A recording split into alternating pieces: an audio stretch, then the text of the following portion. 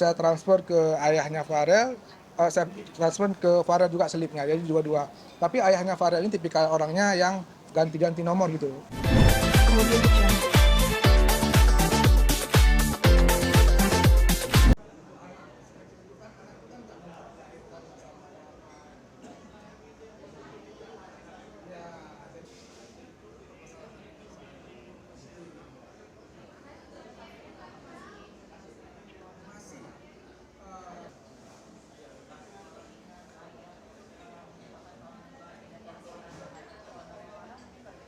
Itu nggak ada, dan dia nggak bisa mengatakan itu karena memang saya selama ini sangat transparan. Setiap job itu kita menyelesaikan, misalnya ada satu job manggung nih, hari ini itu 40-an kali, dan itu nomor terus karena nggak tahu lah kebiasaan dia apa. Jadi ketika ganti nomor kan bilang lagi ya, dua yang cek. Itu makanya saya bilang semakin dia ngomong semakin banyak akhirnya. Jadi udah bagus-bagus saya hampir 4 tahun ini nggak datang ke Jakarta.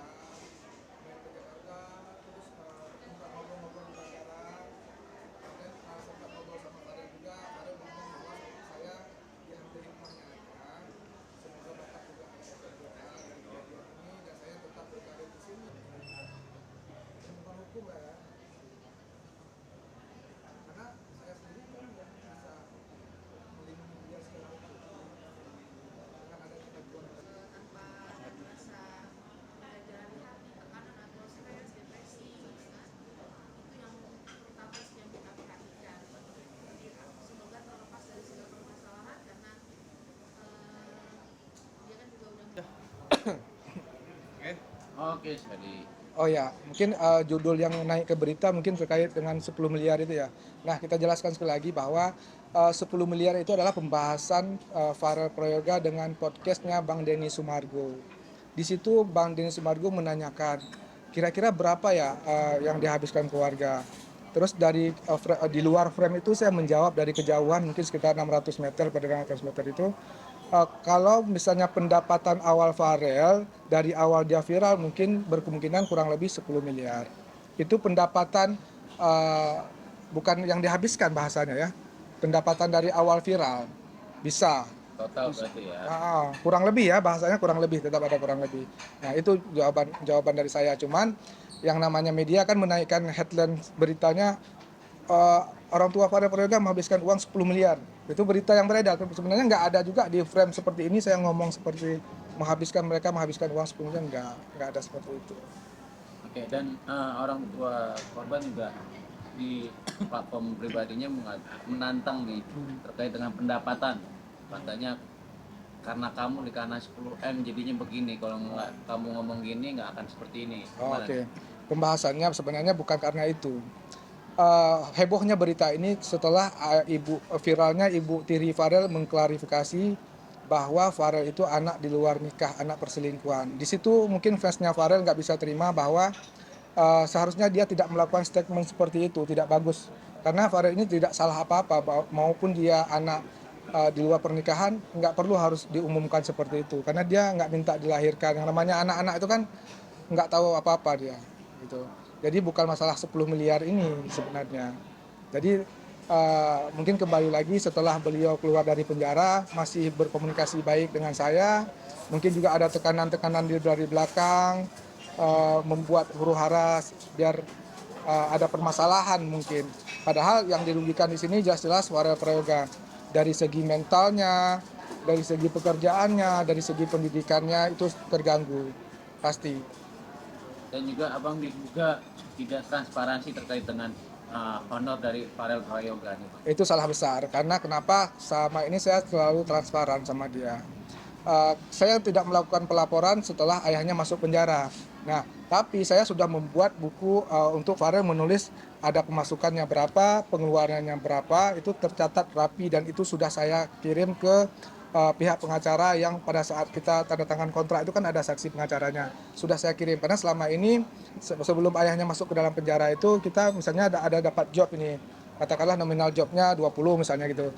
Saya kasih haknya Farel 70%, saya transfer ke ayahnya Farel, saya transfer ke Farel juga selipnya, jadi dua-dua. Tapi ayahnya Farel ini tipikal orangnya yang ganti-ganti nomor gitu. Di saya aja udah 47 nomor. Saya nggak tahu apa perbuatan dia yang sampai dia harus ganti-ganti nomor seperti itu terus, ya. Nah, jadi kan nggak tinggal catatan itu. Tapi saya sudah mengirim beberapa bukti itu ke pengacara yang terlibat pada saat kita tanda tangan kontrak. Itu sudah clear. Dan dia Farel juga sebenarnya malu ya. Karena selama di Jakarta itu Farel semuanya fasilitasnya saya, Mbak. Itu rumah saya, apartemen saya, mobil saya, bahkan Farel itu pada saat saya daftarkan Farel di Al Azhar di sekolah itu dengan uang pribadi saya. Pada saat saya daftarkan Farel, itu orang tuanya juga sebenarnya tahu. Jadi Farel itu selama hidup sama saya di sini, entah itu makan Farel, laundry, semua macam itu semua tanggungan saya.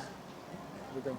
Tapi kalau seumpama ditantang untuk menunjukkan itu berarti siap memang ya. Oh itu saya sudah tunjukkan ke pengacara dari pada saat kita tanda tangan kontrak, sudah clear. Dan sebenarnya saya bahkan sering membantu beliau dengan uang pribadi saya. Jadi cukup jelas selama ini. Mas Rais, tapi gimana sih Mas, ya artinya sebagai manajer yang profesional juga ada dong bagian andil dari jasa Mas Rais sendiri sebagai manajer di sini. Ada. Artinya itu sendiri udah disepakati di awal oleh Farel gitu, yang memang Farel sendiri kan mungkin dong ngerti gitu saat viral itu kan masih kecil gitu. Nah yang membuat MOU atau kerja ibaratnya sama-sama saling tahu itu, apakah ada orang tuanya si Farel juga? Yang tanda tangan kontrak itu orang tua Farel dengan saya. Jadi gini, saya itu bukan manajemen yang memegang Farel pada saat viral. Jangan salah ya. Ketika viral itu manajemen sambil tidur aja jobnya berdatangan, ya. Tapi pada saat saya itu Farel itu udah bukan seviral dulu. Jadi saya itu yang harus bekerja keras untuk mengeluarkan karya-karya baru, untuk membuat artis saya masih tetap harus eksis. Jadi saya ketika Farel perubahan suara, bayangin ya, perubahan suara dari anak-anak ke remaja itu kan jadi pecah ya ke suaranya ya. Nah, strategi yang saya lakukan memberikan guru vokal Farel. Guru vokal yang bagus, ngajarin Farel piano, saya kasih guru les piano. Pokoknya saya sudah melakukan tanggung jawab saya melebihi dari apa yang sudah disepakati di kontrak itu. Melebihi itu. Bang, untuk mempertegas saja nih Bang.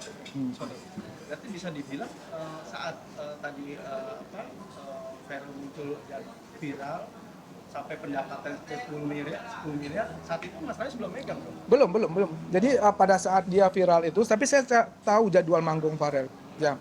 Jadwal manggung Farel di awal viral itu 75 juta sampai 100 juta. Nah, kadang dia ketika ada satu iklan itu bisa ratusan juta. Bisa dong dia, dengan aktivitas dia yang begitu padat, kalian bisa melihat dari YouTube video-video dulu, dia cukup padat dulu. Bisa dong sebulan itu bisa sampai 1 miliar.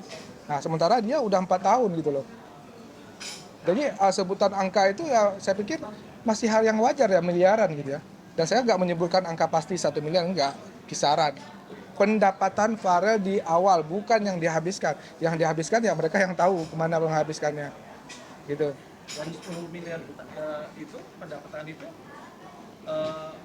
digunakan Farel untuk apa aja yang mungkin Mas Rais tahu gitu, dan itu kan pasti kan di bawah kelola manajemen yang lama gitu. Ya, sebenarnya ya, kalau misalnya yang sama saya itu Farel sempat membeli rumah juga, satu rumah. Tapi rumah itu belum selesai sertifikatnya, harusnya mereka harus mengurus tuh sebenarnya, soalnya Farel sudah melunaskan. Nah, terkait dengan uang kemana yang mereka gunakan itu mereka lebih tahu harusnya, karena di awal viral itu cukup kencang pendapatannya Pak, kencang sekali pendapatan Pak. Oke, apakah nanti mungkin Mas Rais akan membawa juga dari ceramahnya untuk bisa meluruskan atau mungkin Nggak perlu sih Mbak, nggak perlu membawa manajer lama, karena Farel itu kan ditransferkan ke rekening Bu Siti Mulyana dan Joko Suyoto. Mereka print aja rekeningnya mereka, berapa pendapatan Farel dari awal viral gitu ya. Oh katakanlah 7 miliar. 7 miliar itu masih kisaran kan? Kisaran kurang lebih 10 miliar gitu. Sebenarnya sulit menjelaskan ke orang yang tidak bisa mengerti dengan bahasa. Mungkin ya terkait lagi dengan pendidikan juga ya. Harusnya bisa memahami angka kisaran. Angka kisaran itu bukan angka pasti. Dan saya juga tidak pernah menyebutkan bahwa ayahnya Farel menghabiskan 10 miliar, enggak. Kenapa kalau mereka nggak berani ngeprint?